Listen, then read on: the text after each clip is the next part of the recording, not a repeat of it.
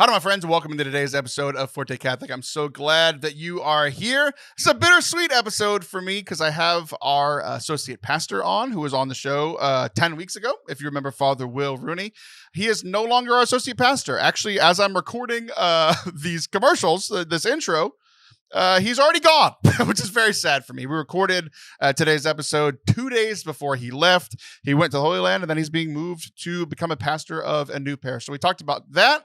We talked about his going away party, which is actually a really special event. It sounds, typically when going away party for priests, it's just like you have some food and you say nice things, and then it's over. But our pastor invited everybody to say, essentially answering the question of how has Father Will been a father for me? And I had an answer to the question, and then I kind of retracted it a little bit because Father Will's been both a brother and a father to me. So we talked about how could somebody be both your brother and your father? We talked about some of the great ways that he has been both in my life and the life of my family and our parish. And we also talked about the things that he has learned in his time here at our parish as he moves into becoming a pastor for the first time. So we hope that you enjoyed this episode. If you do, please hit subscribe on YouTube or wherever you are listening to the podcast. Thanks. We appreciate it. It all helps. Enjoy today's show.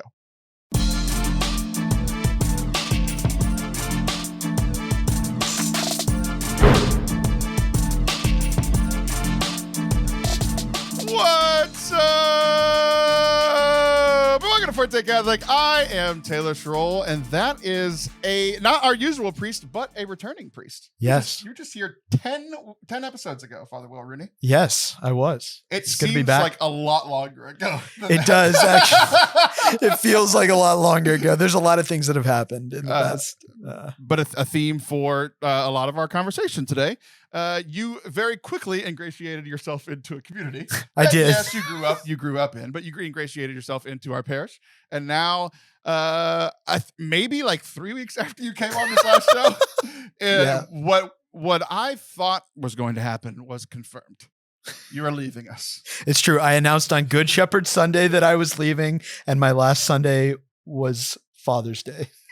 No, that's terrible. It's so true. Yeah, Father Brian and I were joking about that we've just caused all the people with father wounds in the entire parish to re-experience them. Dad left on Father's Day. You went out for milk on Father's Day and didn't come back. That's tough. That's tough. I think I shared this on the show years ago, but it's been a while, and I have not told you. But the last Sunday when I was in grad school, when I was leaving grad school to go take a job because we had a baby and we needed you needed money or something. I don't know. So we decided to work for the church. Christopher is expensive. Yeah, he very much is. Although he's playing a free video game right now, so that's okay. But the last Sunday, the reading was "A prophet is not welcome in his hometown." As I was taking the youth ministry job in my hometown. And I was not welcomed. I was there for 2 years, and I was ready to leave after one. I mean, it was just tough.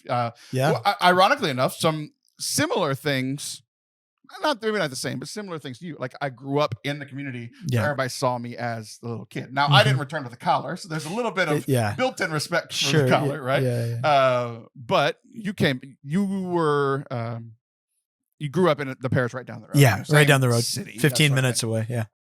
Well, technically different city, but it's the same city, really. Let's just be honest. Right. Yeah. I was just talking about the Twin Cities in Minnesota. I just met we have a lot of people, ironically enough, in our community from the Twin Cities.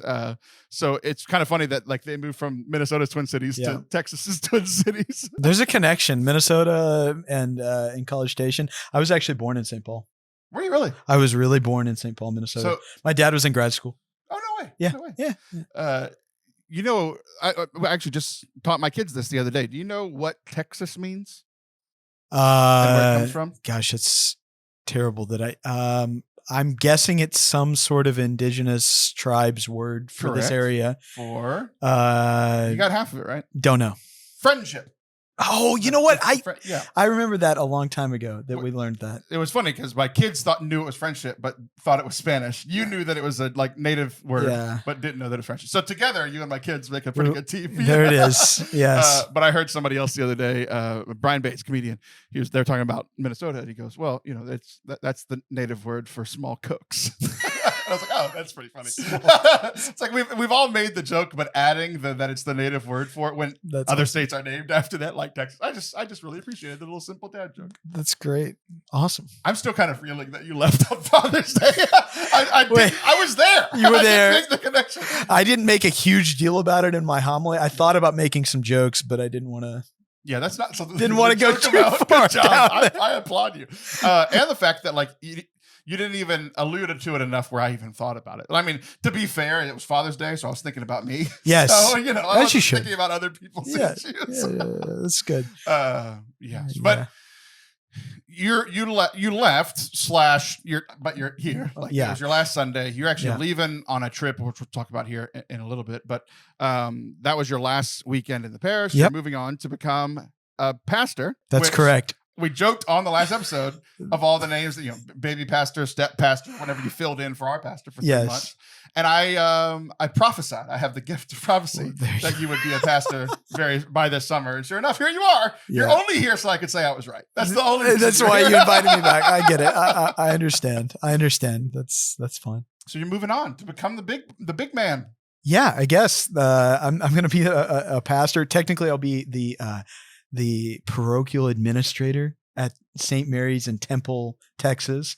Usually for the first time you become a pastor, you spend about a year as the administrator. All that means is that the bishop doesn't have to ask anyone if he wants to move you. Oh, really? Okay. Yeah. So as a pastor, you have stability of office, quote unquote. Yeah, quote unquote, very much.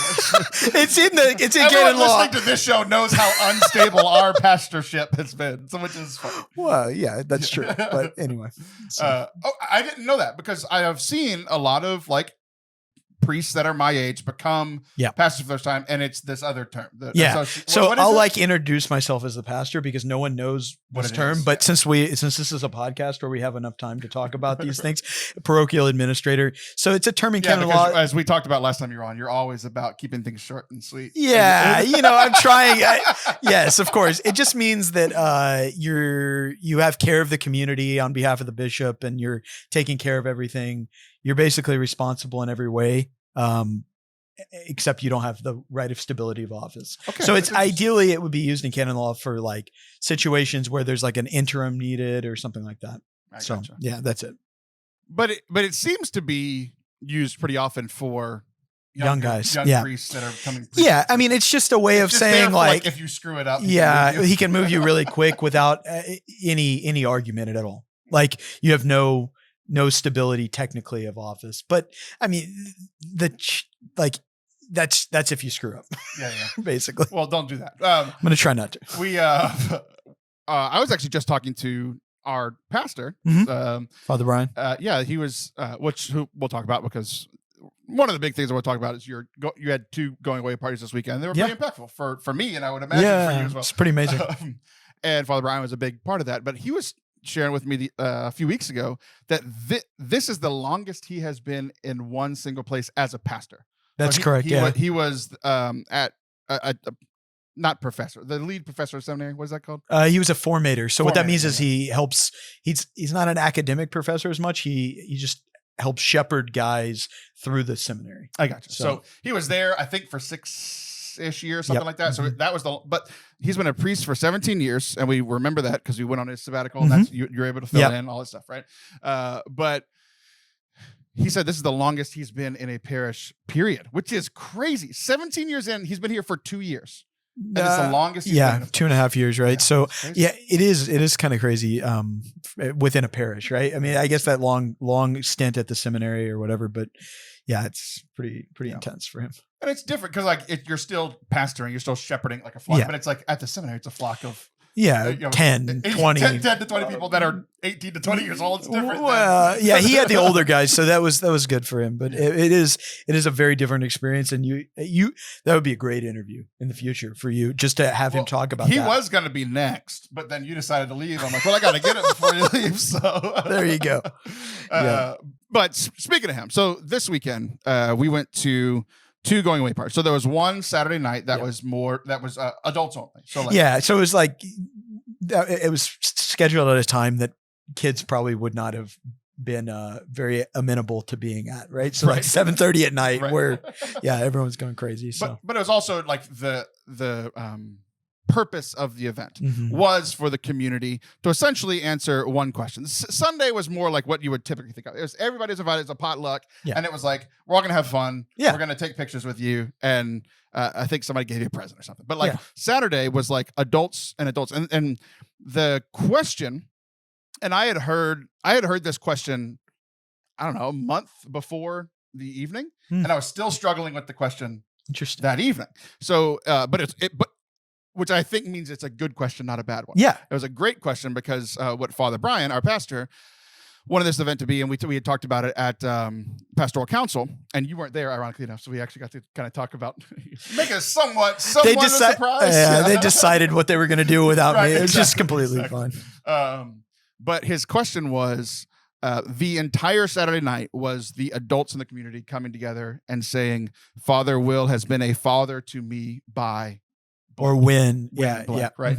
And it was interesting because my first thought, and I've shared about this with certain things with, I would say probably 3, maybe 4 priests that I've become friends with that are my age, where even though I like intuitively call you father because of like I see y'all more as a brother, like a brother that can do really cool things like, the sacraments and that sort of thing, Sure. But I kept thinking, I was like, I see him more as a brother, and like in ways that is helpful, because as I've shared over the last 2-3 years, especially with stuff that's gone on in our parish, it's like the priesthood had become kind of a difficult office for me to connect with because things have been difficult with priests in the past.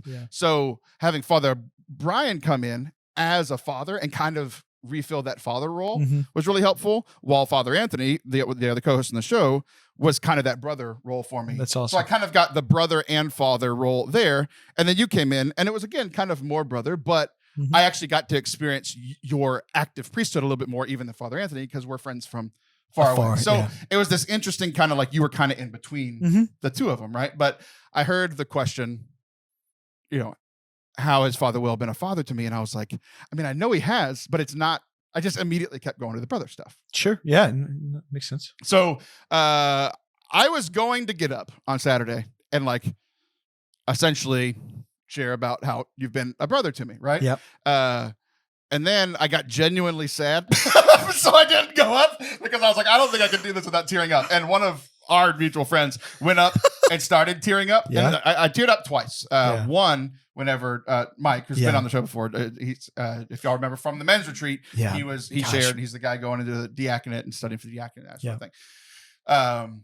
But he shared and just gave you this incredible gift. Can you explain the gift? Yeah, so he made a cross. Mike's a woodworker. He likes to make crosses, and he had this long explanation of the cross. But I think I'm forgetting exactly his Latin translation. Actually, was the name of it, but it's not exactly right. But it's really beautiful because it's.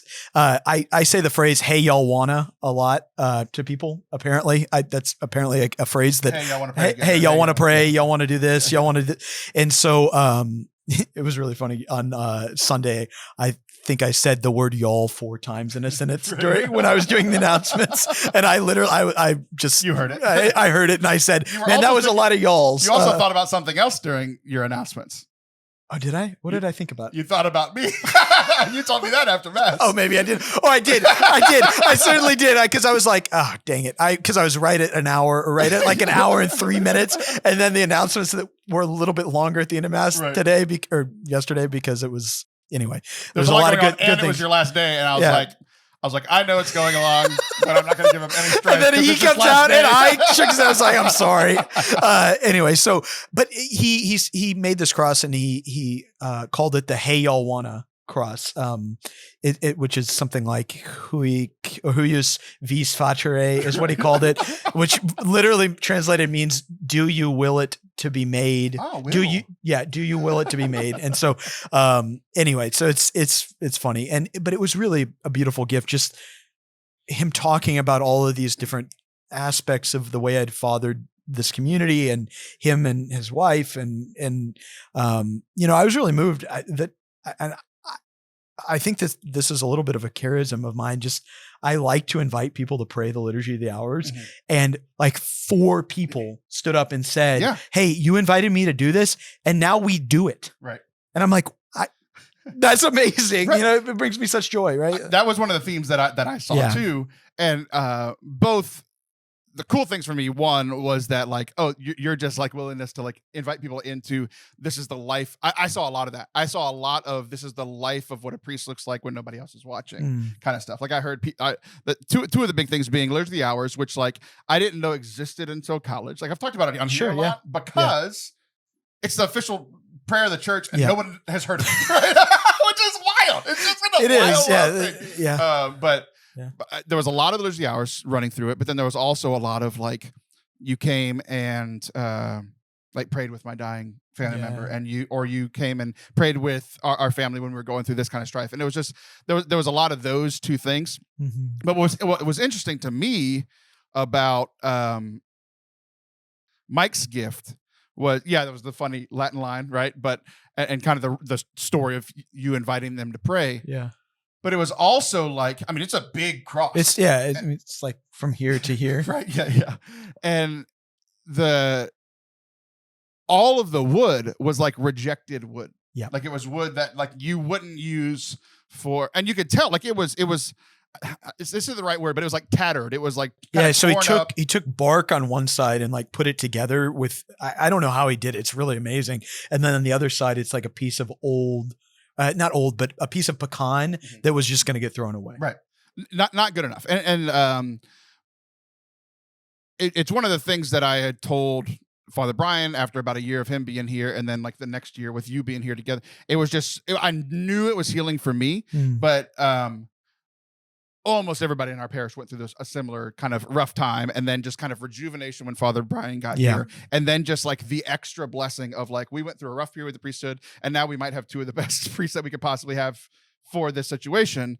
And that's what his gift was from. Yep. He was sharing a lot of the same kind of stuff that I've shared of like, we were the broken, the kind of tattered, the not good enough, the, like the imperfect pieces of wood. Sure. And yet God still made something beautiful out of it through, I mean, the 2 of y'all's work. And it was just, Mike was crying. A grown man who I look up to quite a bit. Absolutely. And then I started crying.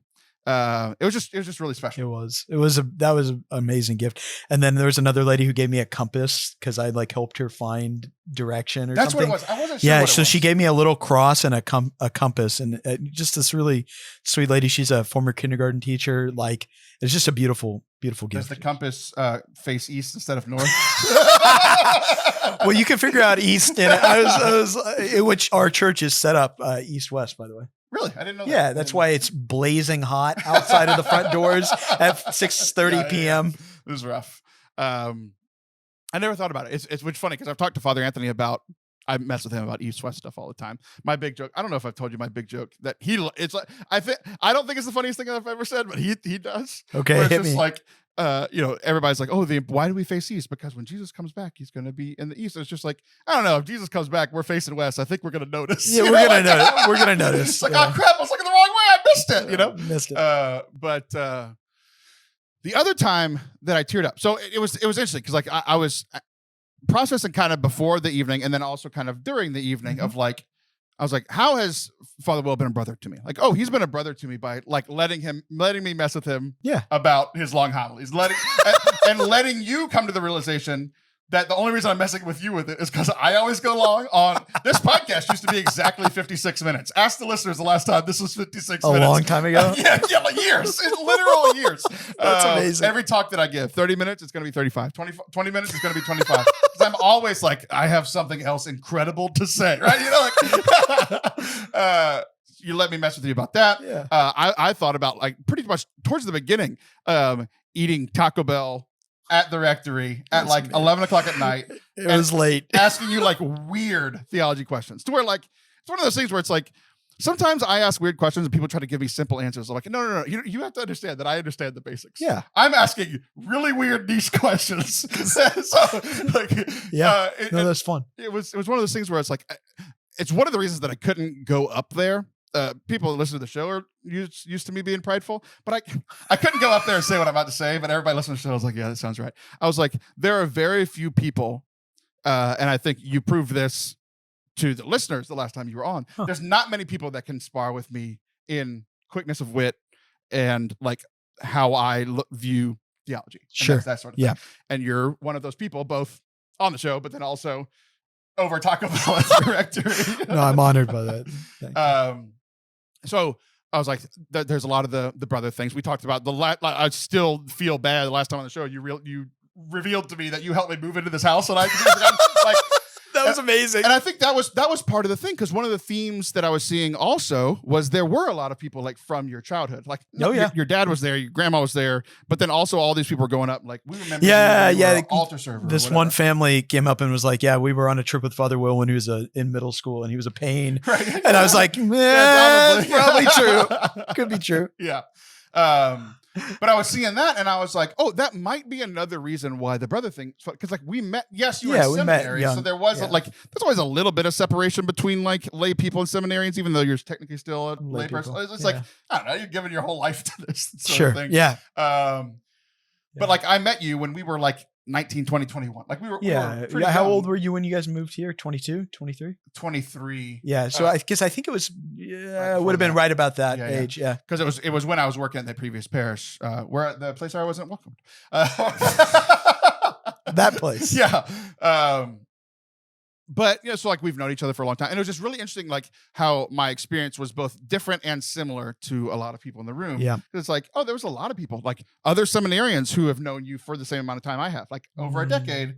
They were 12, and you were helped out at a retreat, and they were I think I might enter priesthood. No. They're like, they're in seminary 12 years later. Yeah, that was crazy when I re-met Naum. I was like, wait a minute, how do we?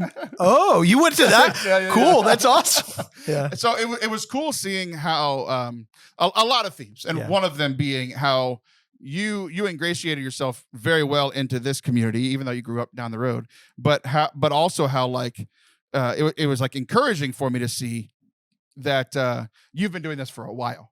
It wasn't just here. Like the people there were multiple seminarians who met you at multiple different times at different places, who both entered seminary because you helped out at something not here. Sure. It was in a different place. Really interesting too to hear. It's not something I hear often.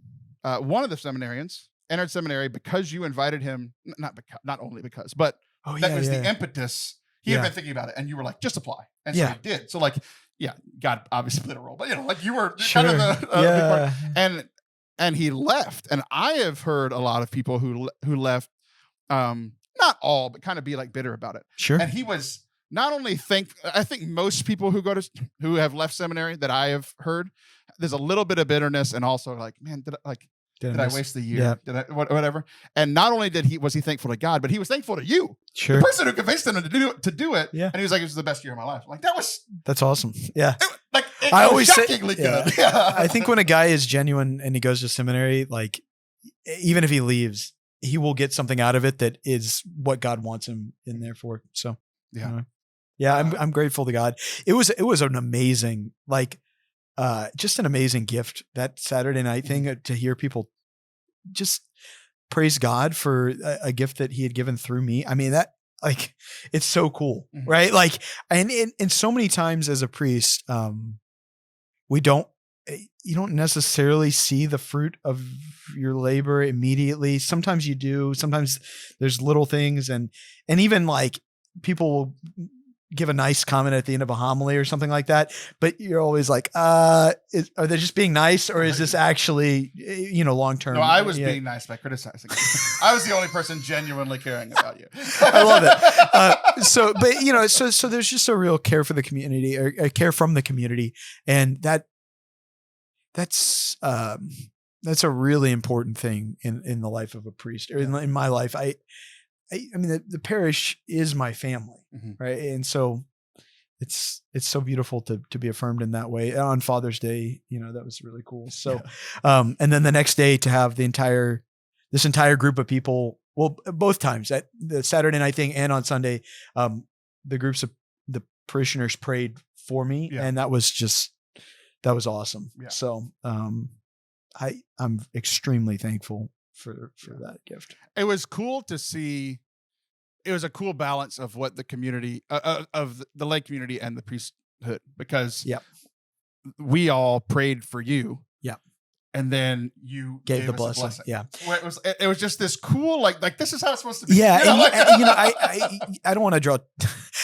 This is always dangerous when you start to make a comparison between yourself and someone in the Bible, right? But like when St. Paul was leaving, I don't know. You go in persona Christe pretty often. Well, I know, but I mean that's kind of a high bar. It is, but like I just think about like those communities when like Paul was leaving, and how like he talked to them, and there was this great love in his heart. And I get a little taste of that. Like there's this great love in my heart for this community.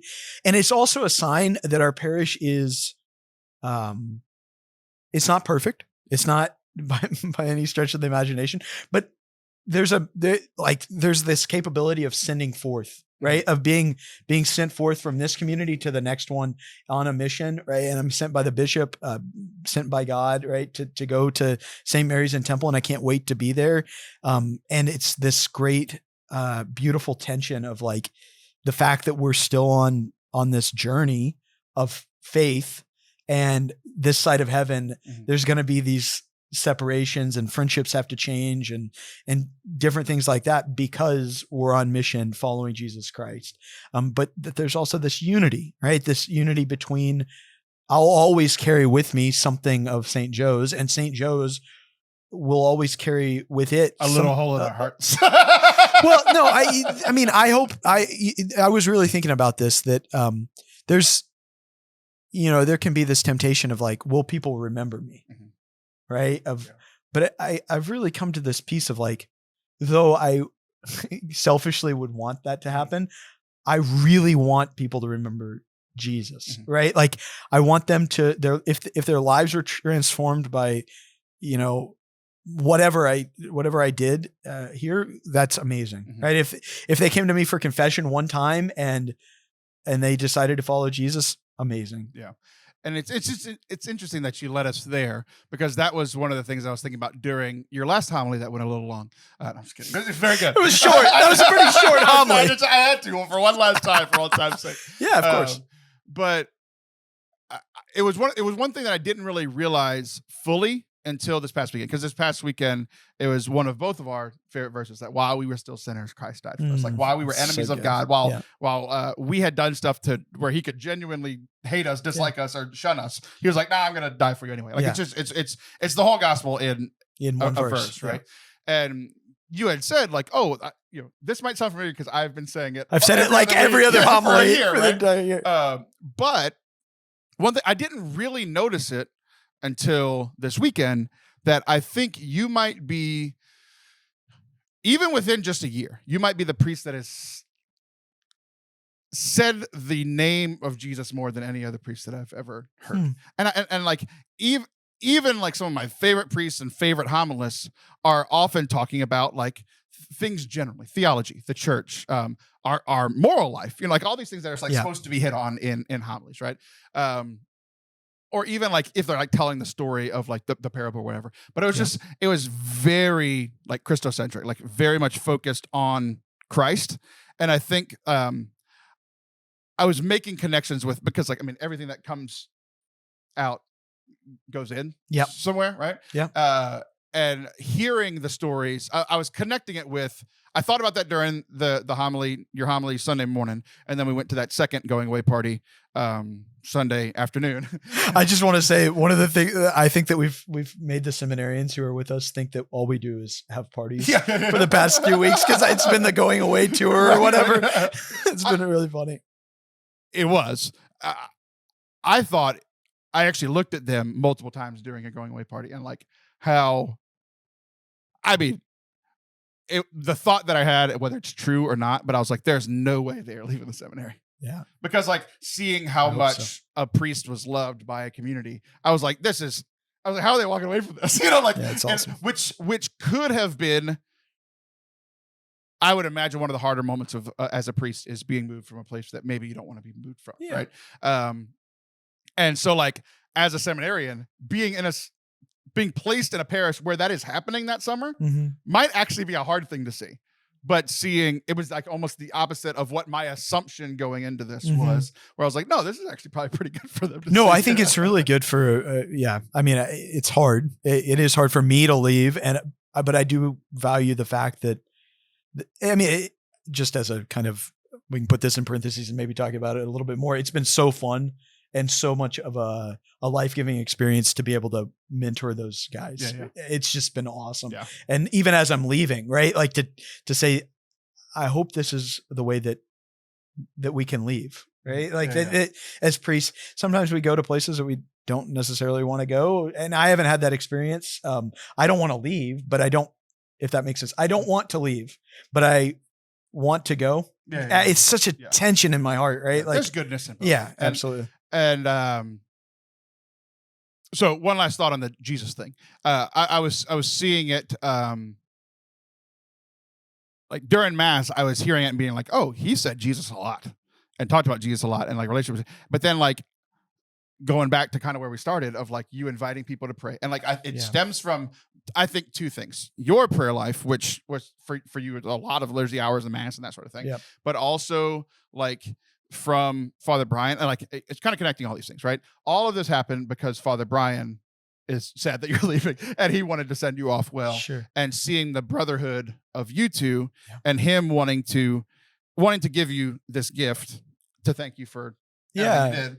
But then also like hearing over and over again how y'all prayed together. Yeah. And it's just like this pyramid of things where I was like, I might be like, I think the bottom of the pyramid or whatever, it would be like your everyday person at the local parish going to Mass a couple times a week, right? Mm-hmm. Or a couple times a month.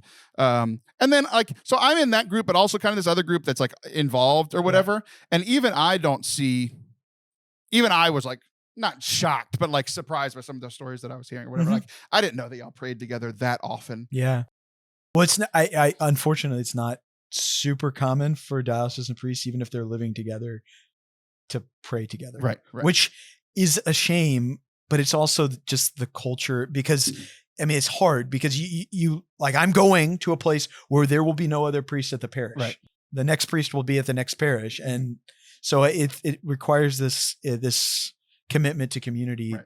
It's hard. So, but I think a lot of the fruits that we saw way down at the bottom of the pyramid started with the top being Jesus, but the next two people being the two priests, and like y'all's praying together, y'all's care for each other, and y'all's care for the parish together. It was just cool, kind of seeing the whole like they talk about trickle down economics, like but trickle down and like the economy of grace. Like that's an economy of grace economy joke. I'm really proud look of at you go. Have you read The Soul of the Apostolate? I have read that. I actually just gave a review of that book the other day. I have read half the book, which means I have read all the book because he just repeats himself. The first chapter, and I read the first chapter 10 times. I got about halfway through, and I was like, I got it. I got it. Yeah, no, you just need to be reminded of that over and over. Yeah, I think he's the one who says, if the priest is holy, the people will be holy. If the priest is not holy, like. If the priest is like, it's just not. We have experienced that in our parish. So, anyway. Yeah. Okay. I think there was other things. We're gonna take a break here in a second, but there was one other thing. Oh, I finally found my answer to the question you asked last time. No, to the question that Father Brian wanted me to answer this whole Saturday thing. Okay. Of how you've been a father to me, and I thought of two things. The other time that I cried, and it was. Like I very much connected with Mike and how Mike came in, like the guy with that gave you the cross. Yeah. Like that was like, I was tearing up because like I felt the same way Mike did. The other one was this kind of shifting of like, I saw you as a father through my fatherhood. I started tearing up when, Mr. Johnson got up, who's on the school board, and he was saying how much you've been a father to not only his kids, his four boys, or his four kids, but to like the school kids. And I started crying because I was like, you've been a father to my kids. And I thought about me missing you a long time ago. And I actually, like, you did a better job of like opening your heart fully to you being here than I did. Because I knew you were leaving 11 months after you got here. Yeah. So I was like, I opened my heart, but maybe not fully because I didn't want it to be stepped on whenever I do. So when you left, I was like, yeah, told you. But I was like, that was like the first time that I was like, or I guess the second time because I teared up both those times. But like my kids are going to miss you. And I hadn't thought about that, you know? And not only my kids, but like the other group of kids that I very much care about, the school kids, because you've been part of their life for a long time. For 8 years now, right? Yeah. So I was like sad about that. And so I was like, but like you've been a father to me through my kids. And it was this interesting realization because like I was probably, other than the seminarians, I think I was the youngest person in the room. And so, which is hilarious, but right? Yeah, I was like, it's kind of sad, but that's a whole other thing. Anyway. The old people really like you, but it's also a Saturday night event at church. When Father Brian made that joke, because Father Brian was like, I think that Father Will is the youngest person in the room, and I was like, no, Nahum is here. Yeah. It was very funny. I thought about it. I was like, I think I'm fourth. That's awesome. I was like, why? Like. All these other people are able to answer this question of he has been a father to me. Sure. And you're 30, 40, 20 years younger than them. And I'm like a year older than you. I'm like, I'm struggling to see him as father with these people that are way older than me have. Sure. But I think that was part of it. It was kind of like a transitioning for me of like, you know, a theme that I think is pretty common for me of like kind of getting out of my old head and thinking about other people, but like seeing it for my kids, like my kid, like and even before I had this realization, the biggest time that you've been a father to me was when you offered to come and pray for our son before his surgery. Like he ended up not having surgery, but like I actually think praise be Jesus Christ. I actually think that was like I don't think I ever told you this. We talked about it the next week on the show. Sure. I'm like, that might have been a miracle. Well, I'm not gonna say it is, but I'm not gonna say it didn't. But like the doctor said he had to have surgery. You prayed for him, and the rest of the community. I mean, we had like thousands of people praying for him. It was amazing. And then when he didn't need surgery, so like crazy thing. Yeah. But like I was like, I think that was the most like I had a lot of experience with you as brother, and then that might have been the most like father thing of like you caring about your children, which was caring about my children, and it just meant so much because it's like we didn't ask you. And I feel like in most cases, even with like the best priests, you're like, hey, Father, can you come at 3 a.m.? My mom's sick or whatever. Like, the answer is yes. Yeah. For most good priests. But you like sought us out. And you're like, hey, can I come? I'm like, oh yeah, we should have thought about that. You're like, but we're in stress mode and hadn't thought about it. But yeah, whenever he shared that, I was like, oh my God, the kids are gonna miss you too. So sure, yeah. No, I'm gonna miss. I will miss the old people, the middle-aged people, and the young people. I mean, the young people. Yeah, maybe depends on the room. Depends on the room, right? Yeah. So no, it is a real blessing to. I mean, the life of a diocesan priest is amazing because of that, right? This gamut of people that you. I mean, I talk with 3.5-year-olds today. All right, here we go. I did a funeral today, so it was with an older crowd, generally speaking. I went to the funeral meal. Literally, I walked through the kitchen. It's the middle school youth camp on the other side of the kitchen. So I'm going back and forth between middle school youth camp where I ate an Oreo covered in mustard. Ugh.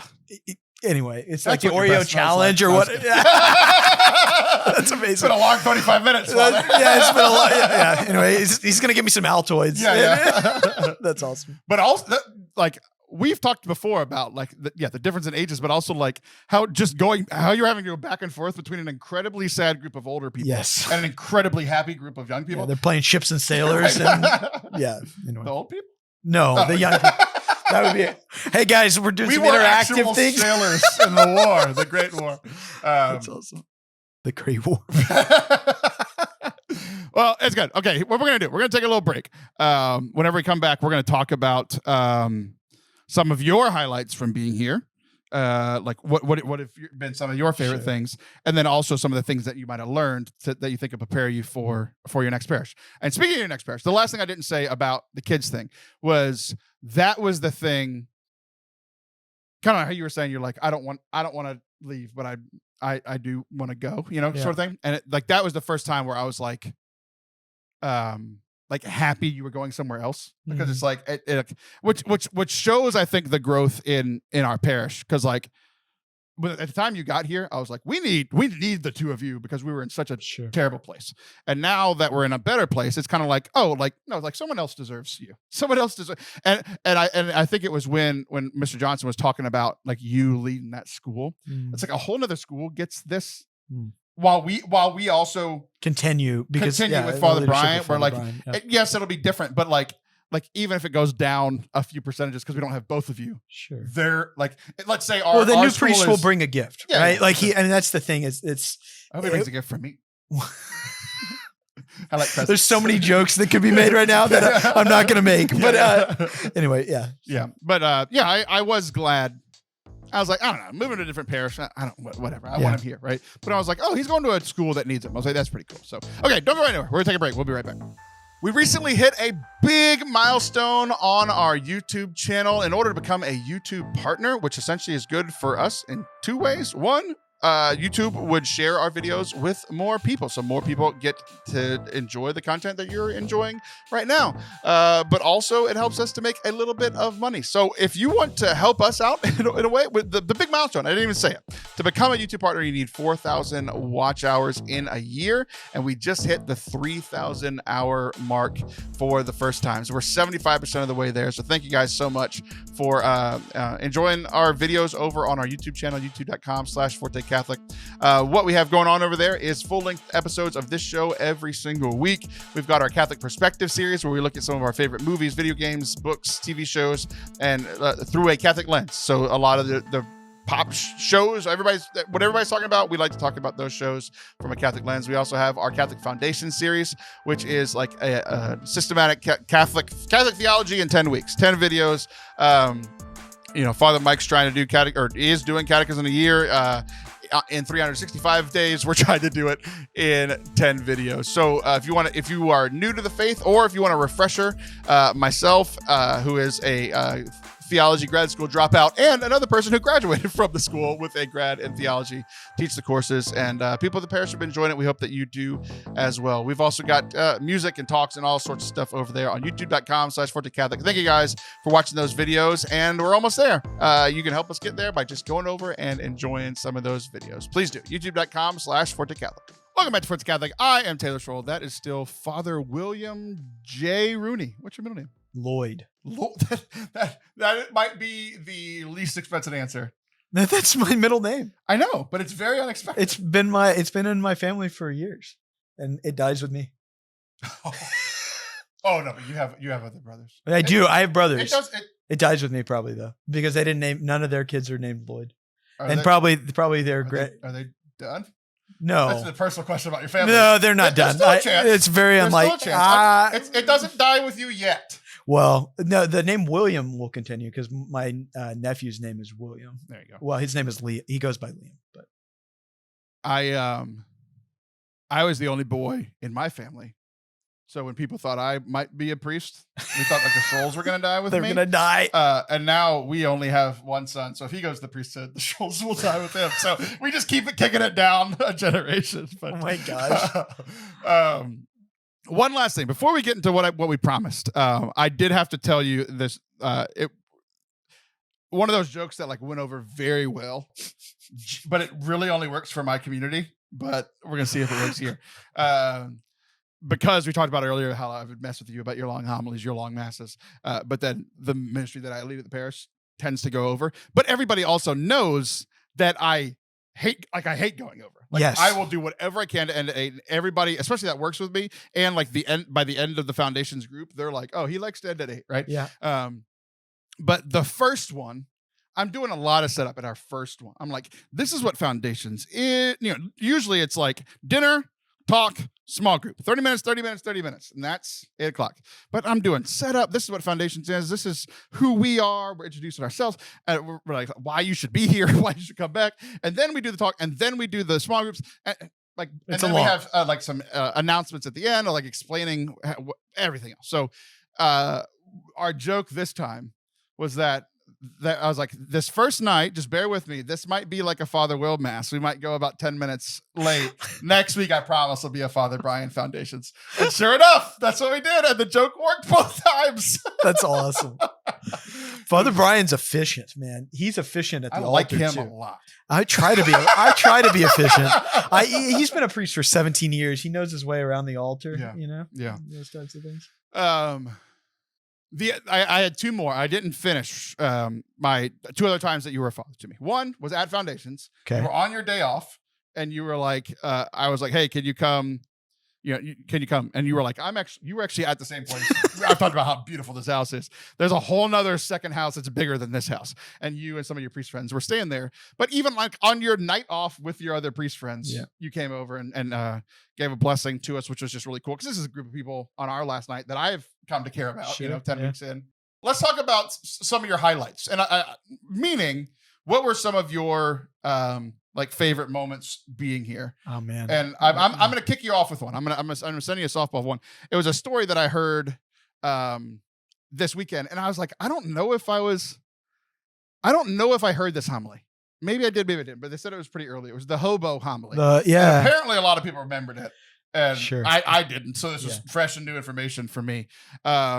So apparently that was one of the highlights for the community. Yeah. So while you're kind of thinking of some of your highlights, what was the hobo homily? Yeah. So actually, I mean, I have to give credit where credit's due. I got this idea from, and mostly stole it from Father Jim Swift, who is the rector of the seminary at the first seminary that I was at. Mm-hmm. And every year he would start the seminary year talking about how we were hobos for heaven. So hobo is a contraction of the words homeward bound. So after it came from after the Civil War, all these soldiers had to get back to where they were from, and they were going home. Mm-hmm. And they got confused with tramps and people who were just, drifters and stuff like that. A dog that eats spaghetti? Yeah. I guess something like that. But they were very clear. Like, we're not just drifters.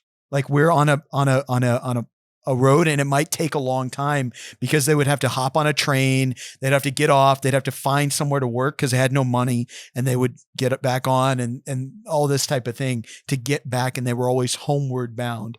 And I think it's a good analogy for like the fact that the war is won. Jesus already won, but we're still going home, right? Like we're still going home, and so going home from a war. They were literally yes. You see what I'm saying? And so I think that we're heavenly hobos is like a kind of a clever alliterative way, got a little H sound on both, and it just works really well. Yeah. It's funny.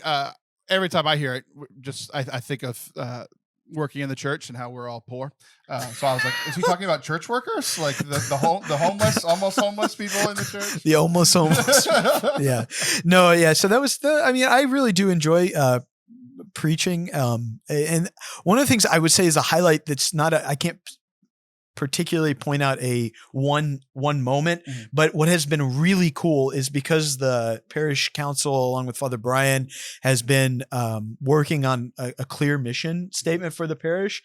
To be able to work with that in preaching, right, has been a real gift, right? Like to talk about meeting, knowing, living, and sharing Jesus, right? Even though we're not using the gerund forms, it's meet, know, live, share. Right. I heard that was a big argument at one point. But that's been cool. I think one highlight for me was in particular. Let me just think about this for a second. I'm sorry. Not. I remembered my other father moment while you're thinking. The other father moment was while like you literally became like went from brother to father for 3 months while Father Brian was yeah. And you mentioned the pastoral council. It made me think of it, like being on the pastoral council and seeing you, this guy who's younger than me and hadn't been around the church as long as I. Absolutely. On the working side of the church as long as I, and how well you did that. And like everybody in the pastoral council has been very complimentary of how you led those. Those are fun. The meetings, right? Like to try and figure out how to lead a meeting in that way. I would say one of the highlights of the year was that March 19th celebration of like the 150th anniversary. It was really cool to see that happen. The Eucharistic procession that we had this past week. It's really cool because I'm from here, and there were parishioners from all of these different parishes, right. and they wanted to be there, and we walked through downtown Bryan, praying and praising Jesus and in a public witness of the faith. But I think that those are kind of big events, right? And big events have their place in the life of the church, but the things that give me life as a priest are just like talking to people, spending time with people. I don't know if I shared this last time, but it's certainly a highlight moment. After the confirmation mass, I went and hung out with his family. They live pretty close to the church, and it was just me and I was talking with everybody, but then we went outside and there was a bonfire because it was a cool night. It was nice. And it was me and a couple of the kids who'd been confirmed and an older brother of one of them. And we were sitting there talking, and it was just a moment of profound joy to hear these kids talk about like praying, right? As a priest, as a father, to hear them that they were going towards that. They were trying, and they were talking about it in the sense of like, it's a struggle, but it brought me profound joy to experience that. It's only a struggle if somebody's trying. Yeah, exactly. It's not a struggle if you're not praying. Exactly. Yeah. And so I would say if you are praying, it's almost always a struggle. Yeah, no, exactly. So that's something there. I'm trying to think of other particular moments.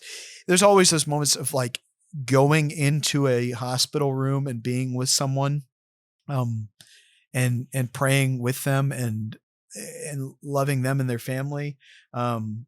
Particularly if there's no one else, right? I mean, if they really are alone, and I get to go be the person who walks into the hospital room and says, "Hey, I want to pray with you." And even if they can't communicate, I remember there's this one guy who I went to go anoint, and he was all by himself, and he really couldn't talk at all, but he could understand very well. He was a younger guy. And I don't know what had happened in his life or whatever, but just to be there as a priest and to say, I care about you and I want you to know God loves you. Like, God loves you.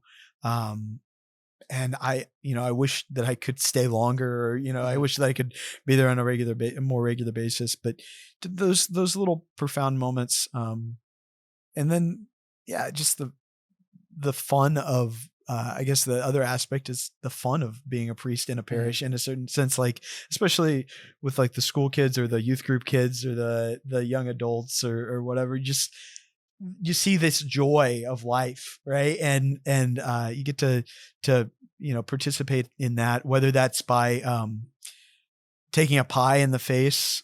I did that one time for the youth group kids. Hopefully that didn't have mustard on it. No, it was just whipped cream, which is pretty. Yes, exactly. Which is really disgusting, like the whipped cream, but kind of tasty. Anyway, so there's just a lot of things that I'm thankful for, and even down to the joy of walking with these seminarians this past month and a half, and having that community. It's been awesome. Yeah. Something you said reminded me one of the other things that so we're going to move into the what have you learned in this year, and how do you think it's preparing you to be a pastor for the first time, or whatever the fake word is, whatever. Yeah, pastor. One of the things that another one of the highlights that was mentioned there was a lot of things said, which is why I keep bouncing back to it, because I keep remembering things. Yeah, that's great. But there's one guy who I know because he went through foundations, and he has at least one PhD, I think a couple, in like the science area. Okay. And he and I would have conversations where I'm like, I have no idea what you're talking about. Like, just like so smart.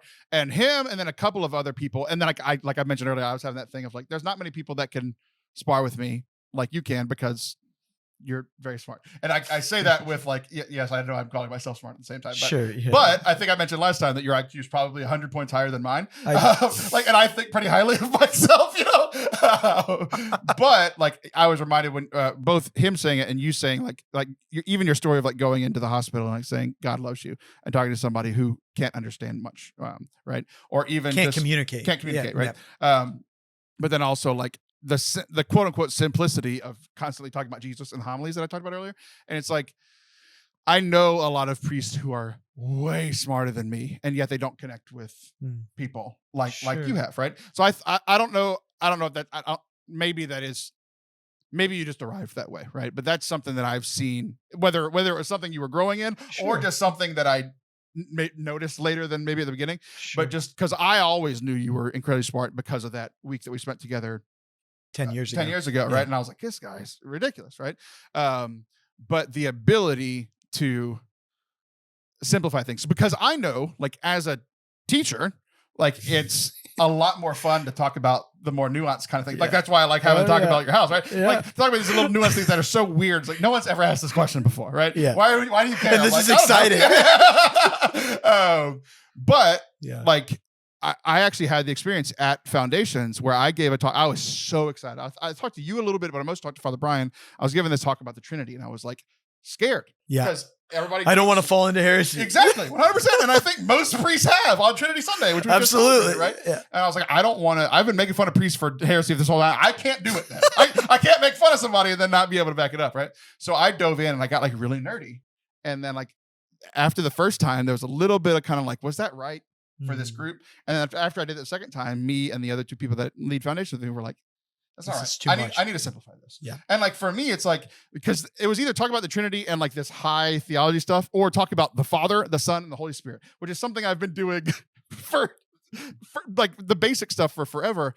And I had to simplify it. So I think like me growing in that made me notice it in you, Sure. right? Yeah.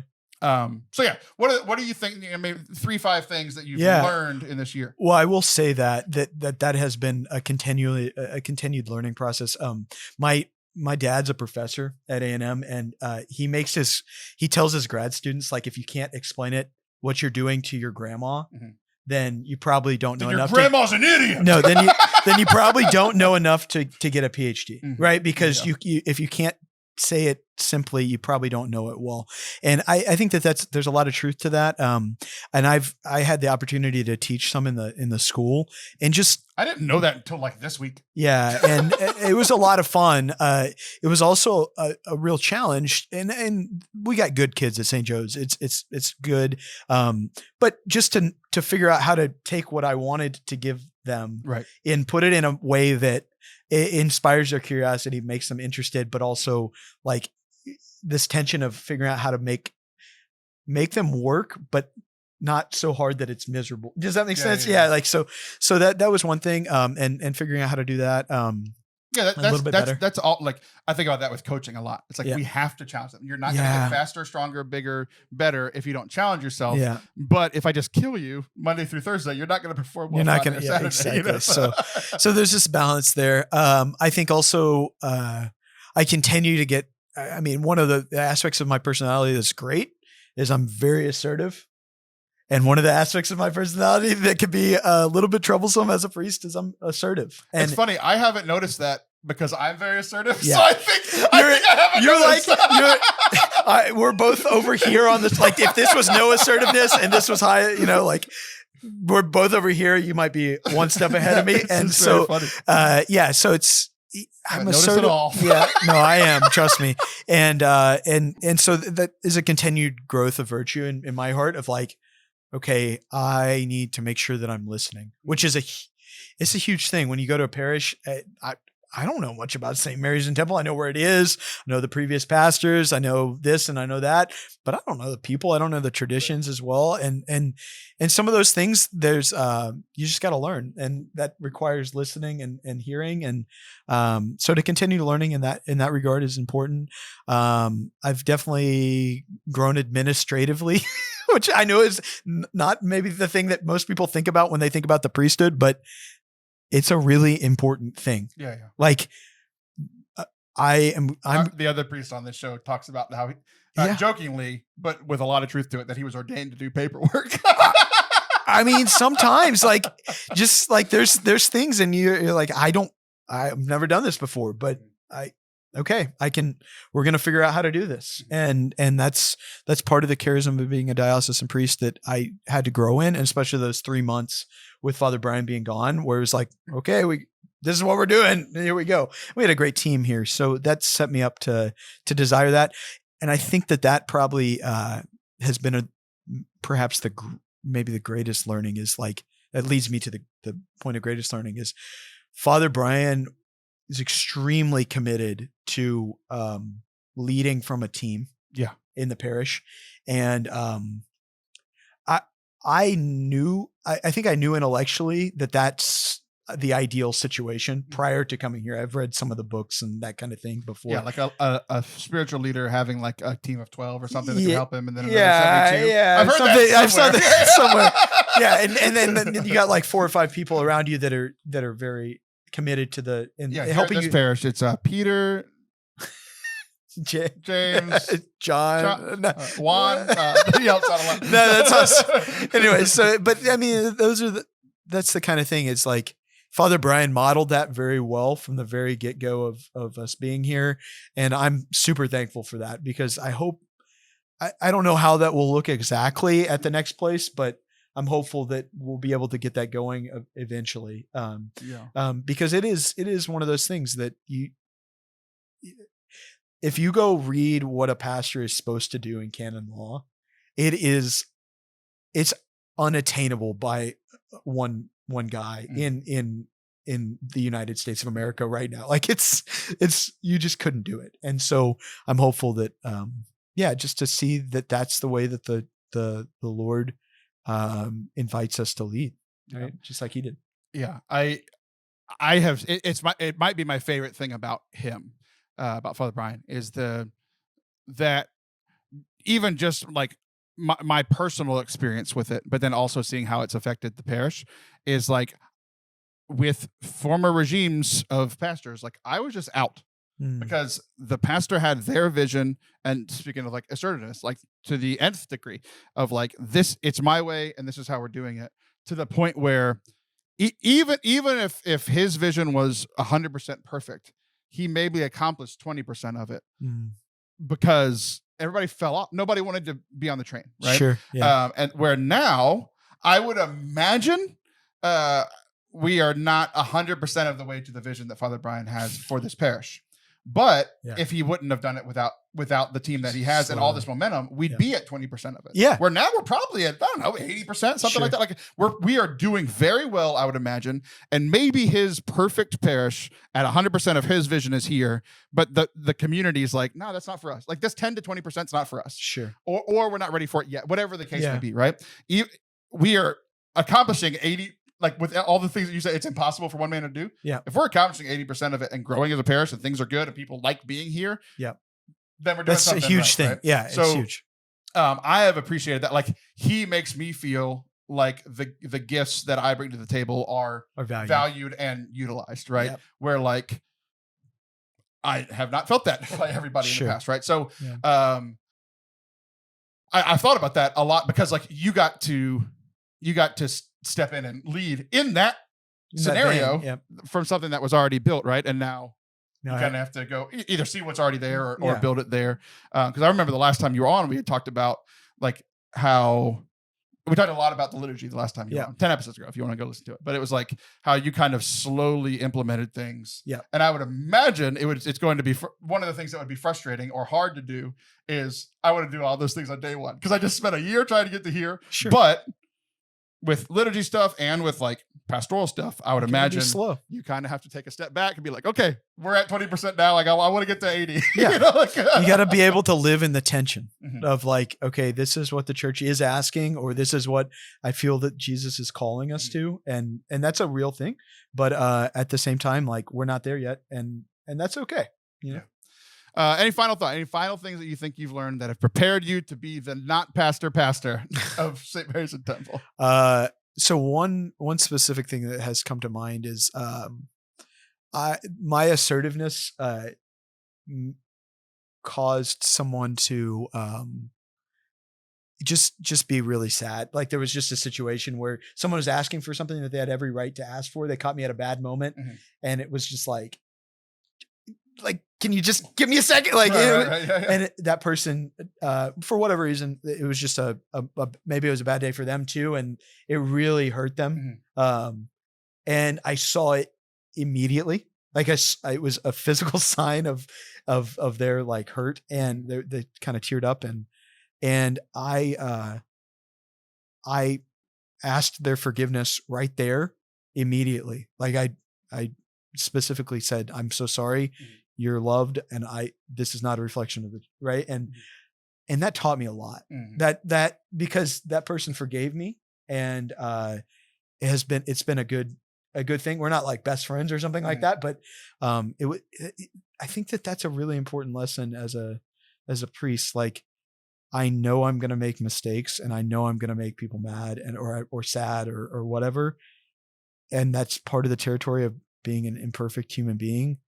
But to see that for the most part, people will also say, yeah, like you know what I mean? Like those are really a moving thing. So, yeah, that's good. It helps me.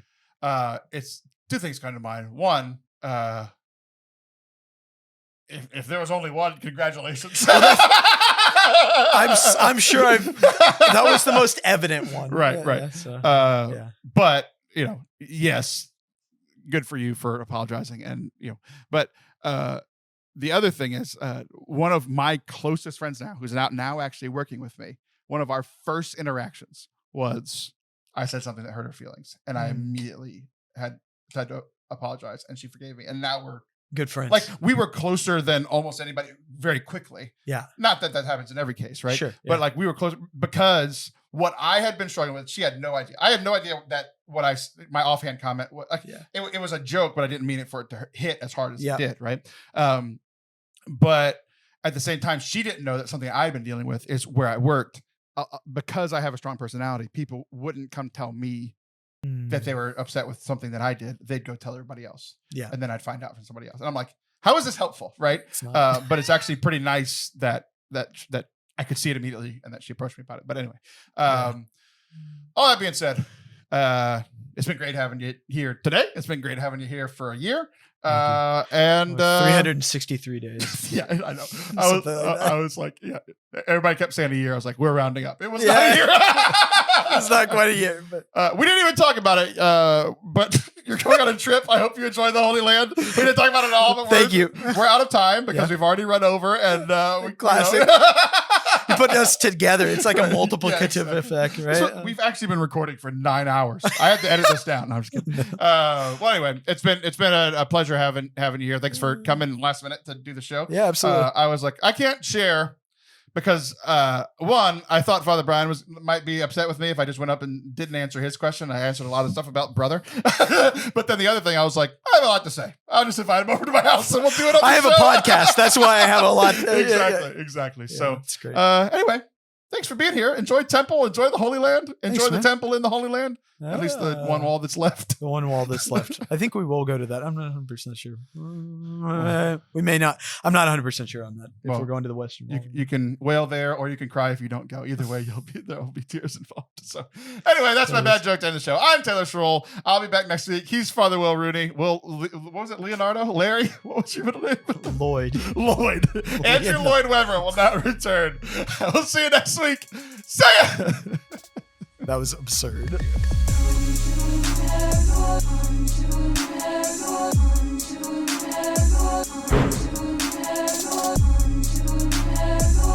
Thank you guys for watching and listening today. We hope that you enjoyed this episode. If you did, please hit subscribe wherever you are watching or listening. Maybe share it with a friend, somebody who you know that would enjoy today's conversation with Father Will, whether it's a priest friend or somebody who is going through a transition of a priest at their parish.